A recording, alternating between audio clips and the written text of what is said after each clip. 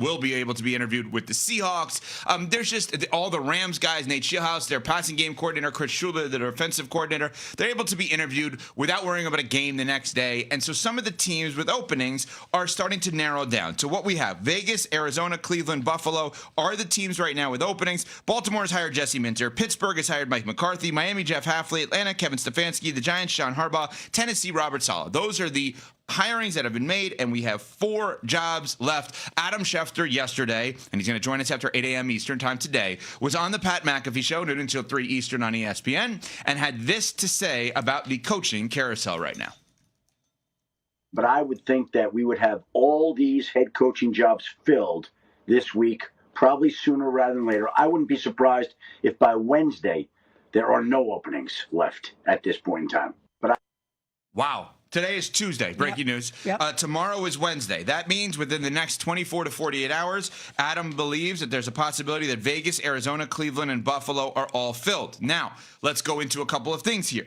So far, to my knowledge, based on reporting, Grant Udinski, the offensive coordinator of Jacksonville, Mike McDaniel, the now offensive coordinator of the Chargers, former head coach of the Dolphins, and Jesse Minter, the now head coach of the Ravens, former defensive coordinator of the Chargers, have all turned down Browns interviews. So let's start with the Cleveland Browns. Do you believe they're going to screw this all up because nobody seems to want this job? I'll answer your question with a question. Okay. What have the Cleveland Browns done in the past decade plus that would lead me to believe that they will not screw this up? Okay, so this is my answer to that question then. I think the Browns have screwed this up so much they're going to end up with the right guy. Let me say that again. I think the Browns have screwed this up so much that they're going to end up with the right guy. Explain. Okay. I believe, and I've been saying forever, that there is a such thing as a bridge head coach. And we're going to get into this because Ryan Clark, ESPN NFL analyst, believes that someone already hired is that. So we will get into that in a little bit. But I have said for years, there's a such thing as a bridge head coach that no one wants to acknowledge. It's how do we find a guy to coach our team when we know we're not ready to win, and we also aren't going to ruin the guy or the team as a result of the hire, and we are also going to roll the dice and say maybe he could be good. Okay, Nate Scheelhaase, your guy, because he went to Illinois, was your quarterback. Not when you were there, right? Or was right after you were there? I think. Right after you were there, if I'm not mistaken. Yes. Kirk Kittner was there when you were there. Who was now that I'm Juice Williams, baby. Okay, Juice Williams. I wouldn't know that guy if he walked in here. Anyway, so this guy was a former Illinois quarterback. He's 35 years old. He spent a couple of years calling plays for Matt Campbell at Iowa State, and he's been for the last few years on the staff of Sean McVay with the Rams. You get that guy. Everyone loves this guy. He could be ruined. And you could ruin him. He could ruin you. Is that fair to anyone? No. The Browns are telling everybody, according to reports, that they want Jim Schwartz to be the defensive coordinator with whoever this young up-and-coming coach is. Well, a lot of these young up-and-coming coaches are saying, well, what the hell's the point of me being a head coach if I can't pick a staff? So I think the Browns are going to end up with the thing that they need, which is a bridge coach. They're not ready for their long-term coach yet. They don't know 100% their quarterback position. They're not stable as a franchise right now because Andrew Berry stays as the general manager when Kevin Stefanski goes the head coach. That taking Jim Schwartz, putting him in a more prominent role is great for him because nobody else is giving him a head coaching job. And it's probably great for them because if they're ready to be a big-time team, and you don't think he's the guy, somebody will then want you, and he'll help you get there. I think they have done it so backwards that they're going to end up with the right guy that they should have had in the first place. Or you could pass up on someone who could be the next Sean McVay or the next Matt LaFleur or the next Kyle Shanahan, because so many of these guys that have come from the McVay coaching tree have gone on to be very successful coordinators or head coaches in the NFL. And I just worry that what the Browns are doing is that they might go for or end up screwing it up so badly that they land the bridge head coach, and then somebody like a Nate Scheelhaase is going to go on to be very successful elsewhere. But he would not have been in Cleveland.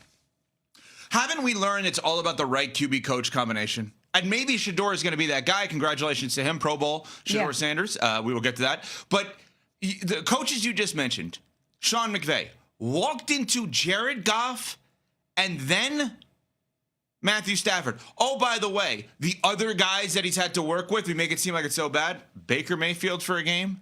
Jimmy G G for a few games. It's not like he's working with what the Browns have had over the course of time. Which is the definition of a carousel. Matt LaFleur walked into Aaron Rodgers with Jordan Love waiting. Yeah. Come on.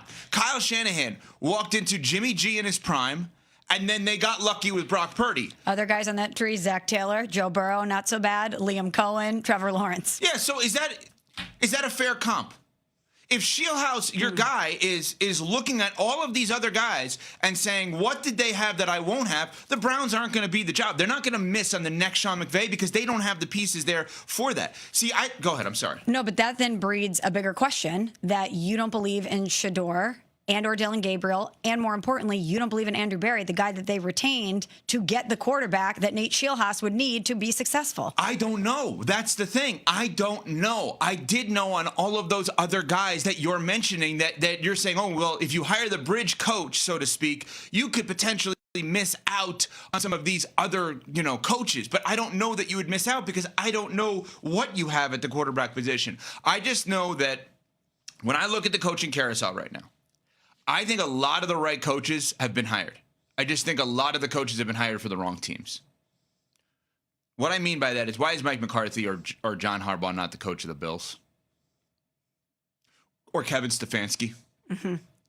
Why is Robert Saleh not the coach of the Dolphins? They never hire experienced coaches. Why is Sean McDermott not the coach of the Dolphins? Why is Sean McDermott not being interviewed at all? I understand that there's been he wants to take a year off, and maybe this is surprising. Have you heard any singular team be mentioned that they are disappointed that McDermott may not be interested in coaching next year? It's funny you said that because I went back last night when I was prepping for the show because I was surprised I hadn't heard his name being circulated. And I was like, I swear, right after he was let go, there was reports that he had told his coaching staff and guys in the locker room that he wanted to coach next year, that he intended to coach next year. And I went back and found it. And that's what was coming out in the immediacy of him getting fired by the Bills. All right, now read off all the interviews he's done. Exactly. Now that we're done with that, something's off with that one. Something's weird about that one, I think. Because as much as I was a fan of Jeff Hafley, I know you were not, and I know what the Dolphins are trying to do in Miami is take a lot of pieces from Green Bay and replicate it down there. Even if you were very sold on Jeff Hafley, if you're John Eric Sullivan, you know how he works, you have a vision for what you want to build in South Beach.